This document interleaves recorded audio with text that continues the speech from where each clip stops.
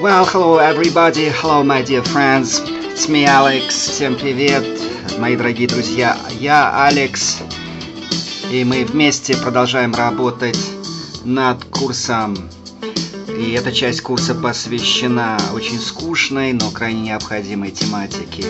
It is grammar. So we together continue working with the course, and this part of the course covers the most important and very boring topic called grammar, English grammar. Окей, ну куда же без нее? В третьей части курса говорили об очень сложных грамматических конструкциях, таких как условные предложения, сослагательное наклонение, страдательный, залог, сравнение времен. И сейчас такая же сложная тематика модальные глаголы, которые отражают отношение к действию. Не само действие, а наше отношение к действию. I can play the piano, могу играть, умею играть на пианино. Главное, здесь глагол play, играть, а can, умею, могу. Наше отношение к этому замечательному действию игры на пианино. И в этом вся тонкость, потому что мы отражаем отношения, отражаем наши нюансы, чувства.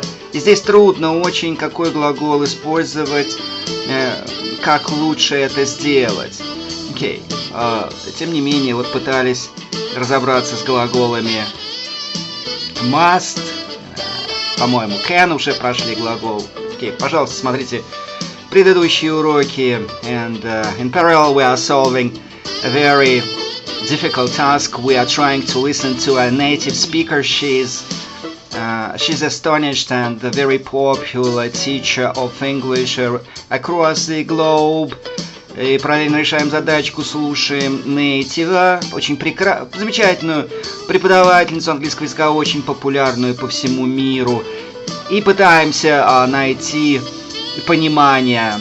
And we are trying to find the understanding of the situation when you are sitting somewhere in New York or in London at her classes, and you try to understand all these nuances she's talking about. И вы пытаетесь понять все те нюансы, о которых она вам рассказывает на уроках где-то в англоязычной школе, в Нью-Йорке или Лондоне.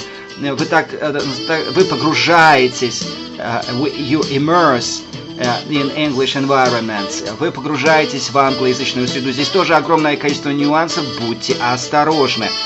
Окей, ну и вот трактовка этих всех нюансов, она очень тонкий элемент. То, что мы порой совершенно по-другому трактуем, потому что у нас школа английского языка в Пушкино — это европейская школа с российскими традициями преподавания. Европейская школа, мы работаем в европейском формате, мы слушаем европейские стандарты, как правило, это Cambridge, Oxford, у нас British English. Но у нас российские традиции преподавания крайне богаты, и мы порой намного легче объясняем эти нюансы английские, чем native speaker.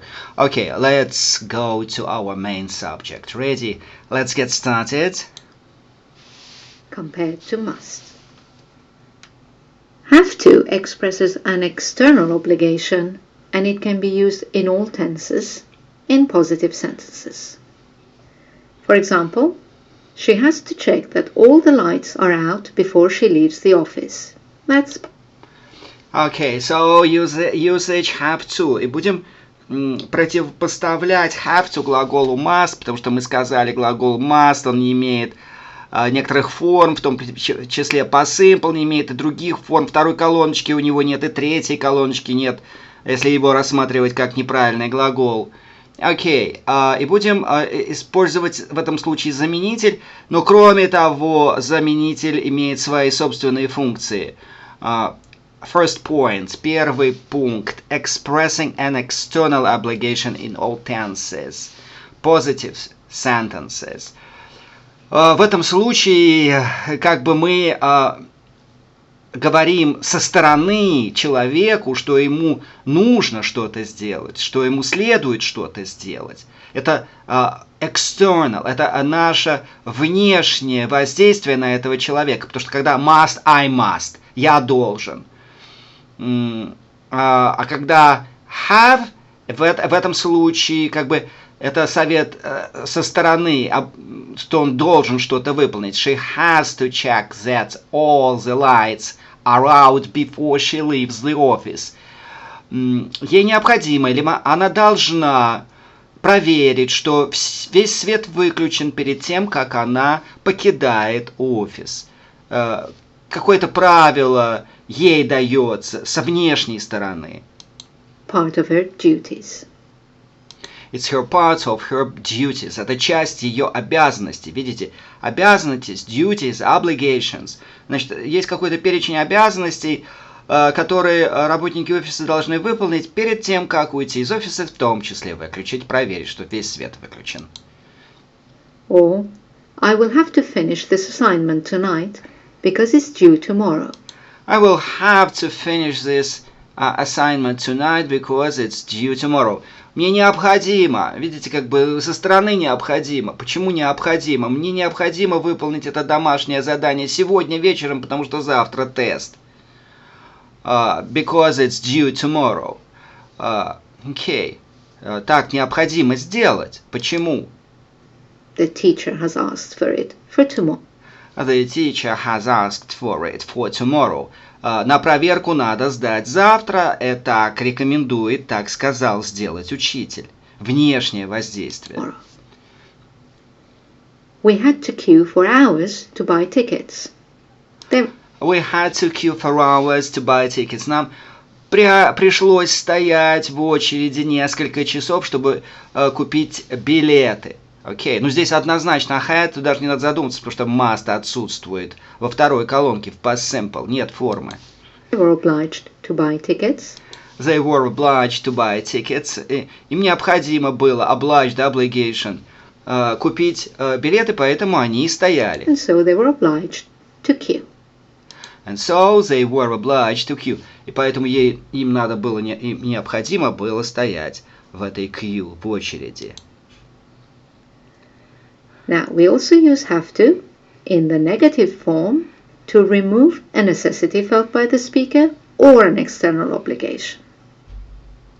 So, for example, I'm sure this information is accurate. We don't have to double check it. Point number 2 of usage have to. Removing a necessity felt by the speaker or an external obligation, negative sentences. Значит, мы снимаем какие-то обязанности. В этом случае используем глагол в отрицательной форме. I'm sure this information is accurate. We don't have to double check it. Я уверен, что эта информация аккуратна, и нам не надо перепроверять ее. We don't have to double check it. Но здесь тоже однозначно только don't have to. Must не пойдет, потому что must это запрещение в отрицательном варианте. We mustn't double check it. We mustn't double check it. Переводится как нам запрещается перепроверять это. Перепроверять эти данные. Это совершенно другое, абсолютно другое. Нам нет необходимости, или нам запрещается, потому что это гриф секретности. We mustn't double check it. Mustn't здесь вообще никак не пойдет. Окей, используем have to, заменитель. Or, we didn't have to queue because we'd already bought our tickets. We didn't have to queue because we'd already bought our tickets. Нам не нужно было стоять в очереди, потому что мы уже купили билетики. To summarize, the main difference between must and have to is that must is a necessity felt by the speaker, whereas have to is an external obligation or a rule. If this distinction is not important, you can use must and have to interchangeably in positive sentences. However, be careful that in the negative, must not is still a necessity or an obligation not to do something, it's a prohibition, whereas don't have to removes the necessity or obligation.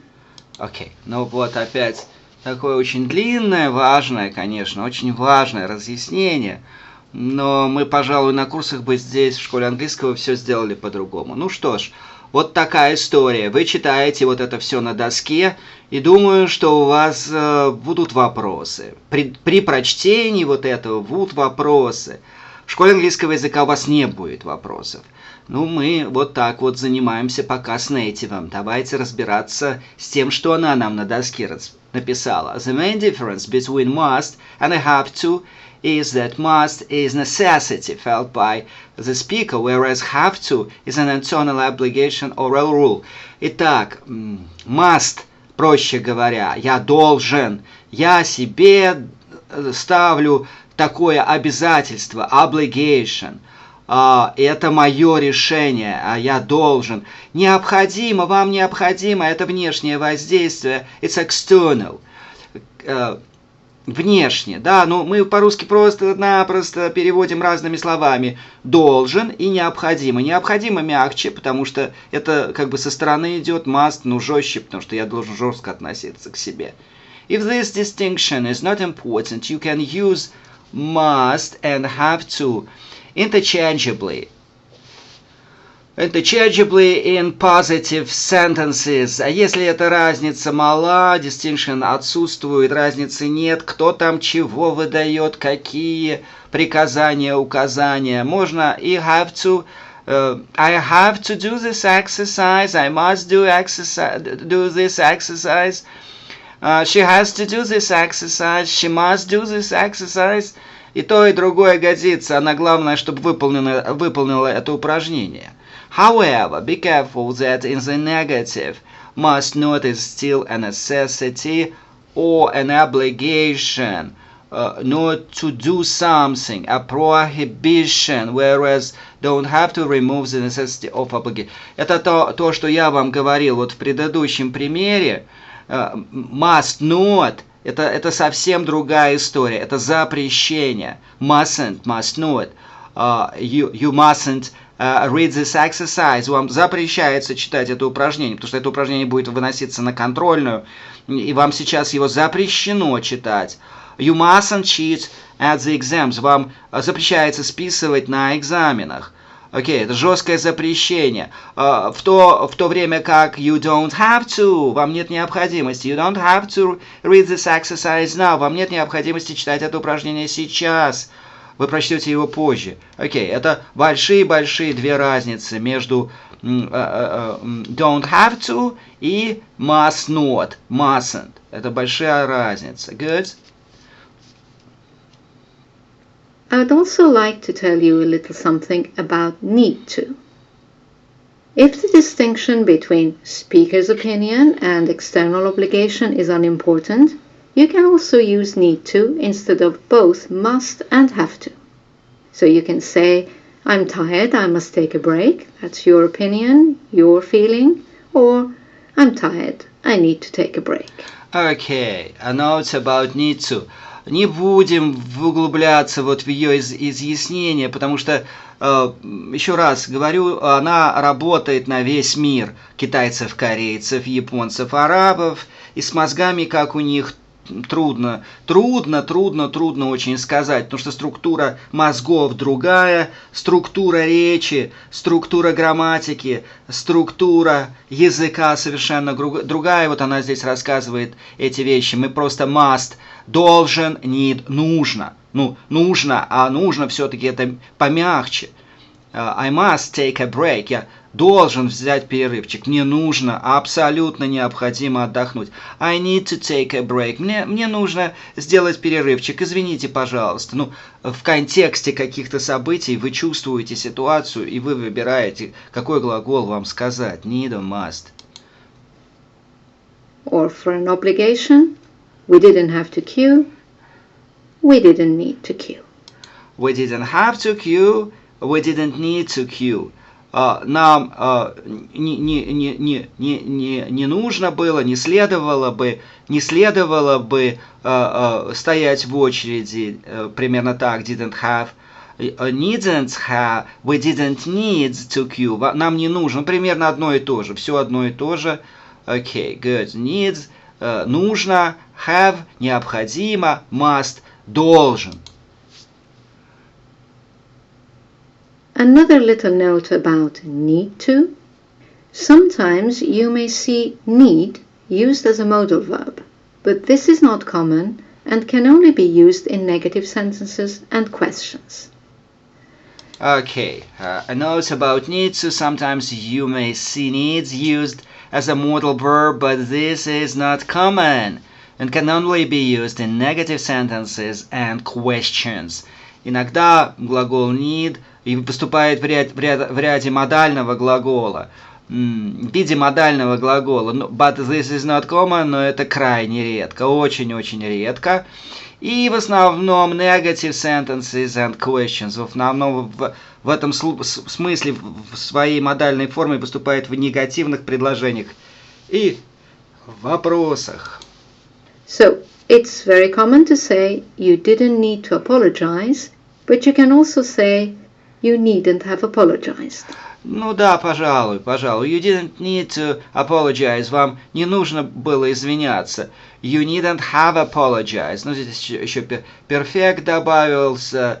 Вам не следовало бы извиняться, что-то такое. Need в роли модального глагола. Perfect. Perfect показывает, что действие относится к прошедшему пласту времени. Вам не нужно было извиняться. Needn't в этом смысле модальный глагол, он без всякого вспомогательного глагола образует отрицание. Это раз. И смотрите, как вопрос сейчас будет строиться. Тоже как с модальным глаголом. Глагол need будет выноситься на первое место. It's more formal. Or, do we need to start again? You can say, need we start again? Do we need to start again? Or need we start again? Нам снова начать. И видите, во втором варианте need we start again. Need вынесено на первое место. Сам по себе модальный глагол образует вопрос. Once again, it sounds a lot more formal. Okay, good. Moving on. A wonderful job. Thanks for listening to me. And I appreciate your staying very much. And I appreciate your patience. Очень ценю ваше терпение, что вот такая история с этой грамматикой. Okay, but by the way, we did a lot. And the most important thing I ask you to do is to learn English regularly. Пожалуйста, изучайте английский регулярно. And don't forget that you are always welcome at the School of English in Pushkino. Не забывайте, пожалуйста, что вы всегда добрый гость в школе английского языка в Pushkino. I wish you all the best. See you again and again. Bye-bye. Alex.